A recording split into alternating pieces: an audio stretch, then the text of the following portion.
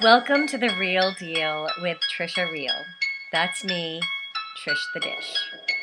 This astrological forecast is about the study of time as it relates to nature and cycles. Some of the characters from my Zephram Gates books will be helping me with this report as well. It's true. These reports are more fun than fiberglass underwear. Geezer, ew. Anyway, as we approach the new moon in Scorpio on November 8th, we will be in a major cycle of closure and completions. Before November 8th, the waning moon will inspire our energies to go inward and to slow down and restore.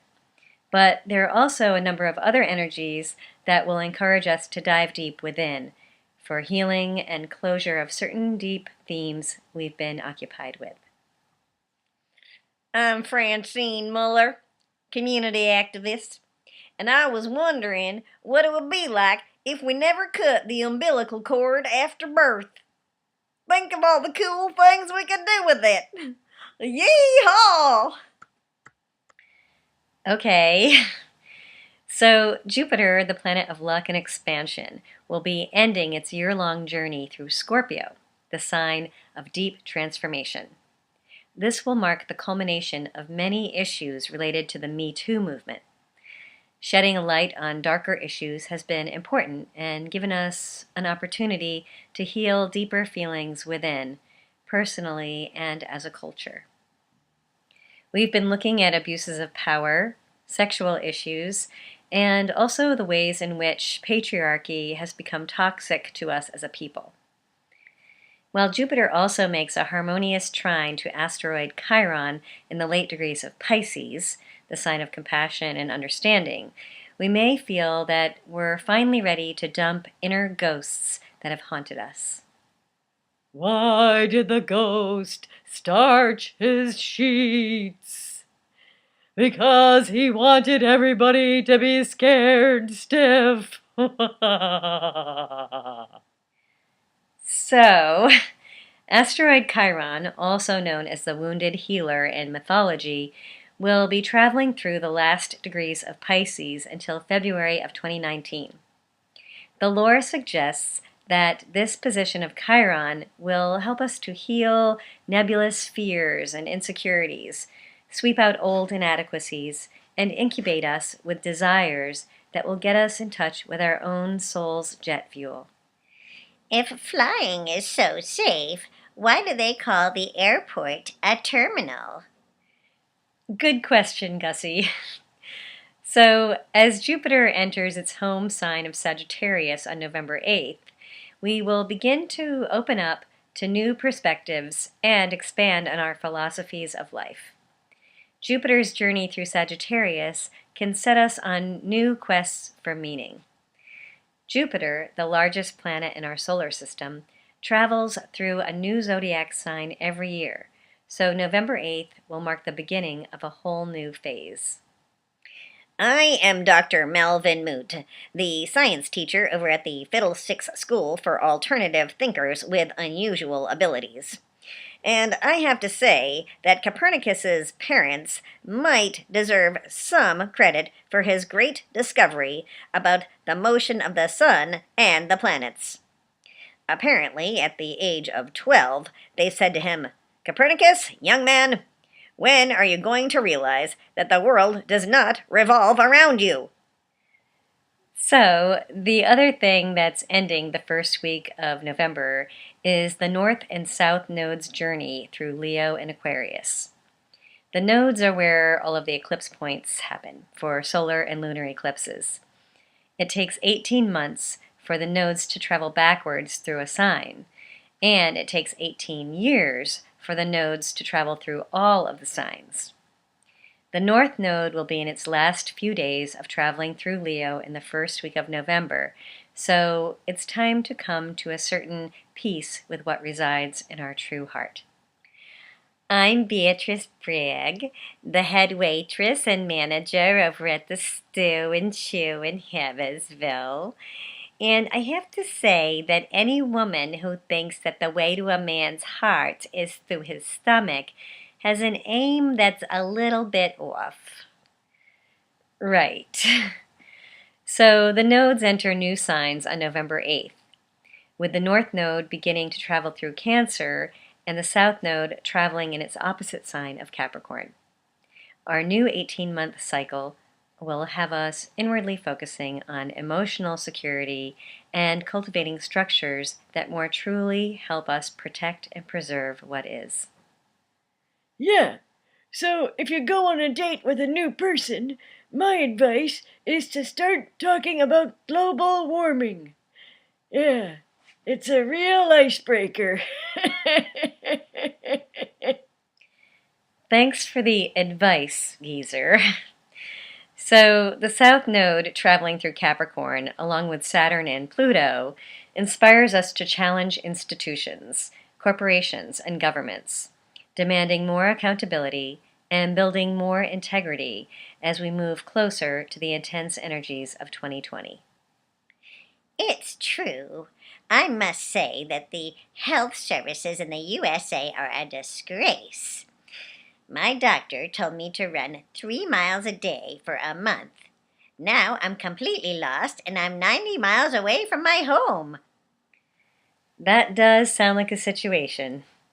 Anywho, Uranus also retrogrades back into Aries on November 7th and through March 7th of 2019. This gets us revisiting our wish to make immediate change and break free of the chains that limit us as individuals. We will want to initiate new paths forward and pioneer liberation. Uranus in Aries is about wanting change now. The midterm elections in the USA will be fueled by strong civil activism and fighting for more equality and independence. Yeah, socio-political structures really need to be fixed. And on the national level, we really need to show compassion for the mentally ill, without letting them run for president, that is. For instance, number 45 should have never said shithole countries recently. The correct term is third world countries. Oh, Gussie. So Venus is retrograding back into its home sign of Libra. So in love, we'll want to balance things out and get it right. Weigh things out, but don't worry about things that don't seem fixable. We are still in an inward gestation phase in a number of ways, and closing chapters. This reminds me of a question I've had. How do you know when the moon is going broke? It's down to its last quarter.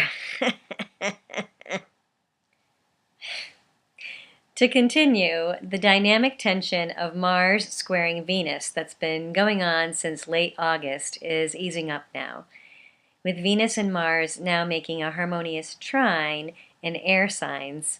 Things are conceptually better.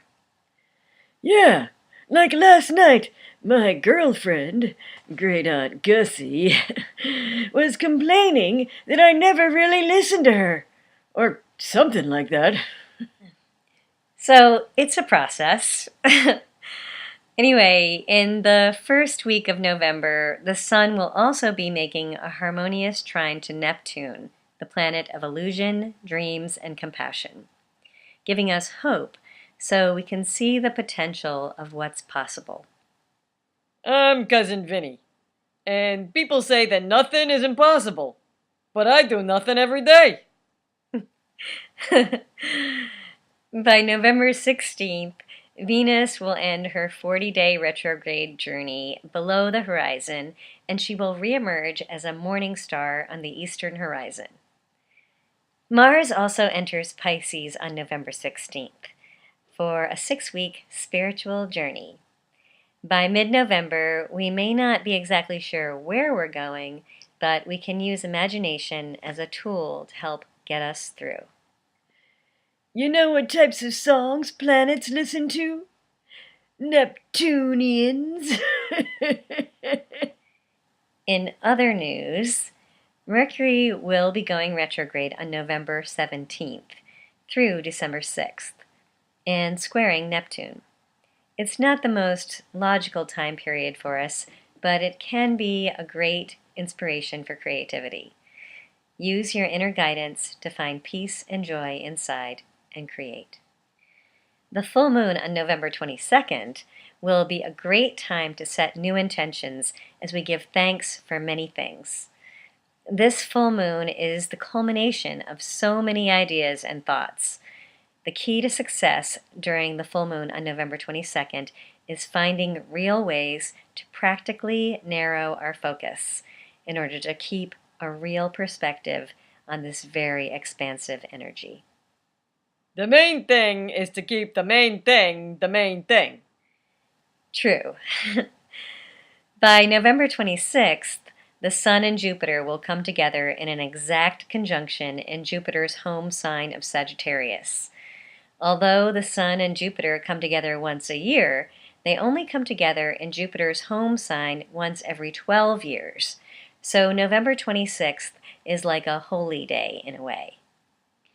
Yes, success comes from a combination of courage, brains, and luck. And since courage and brains are essentially a function of luck, life is pretty much all luck. So, on that note, I say improve your memory by doing unforgettable things. Stay tuned for future astrological reports through the Om Shala newsletter and YouTube. Subscribe to my channel and share this video with others if you've enjoyed it.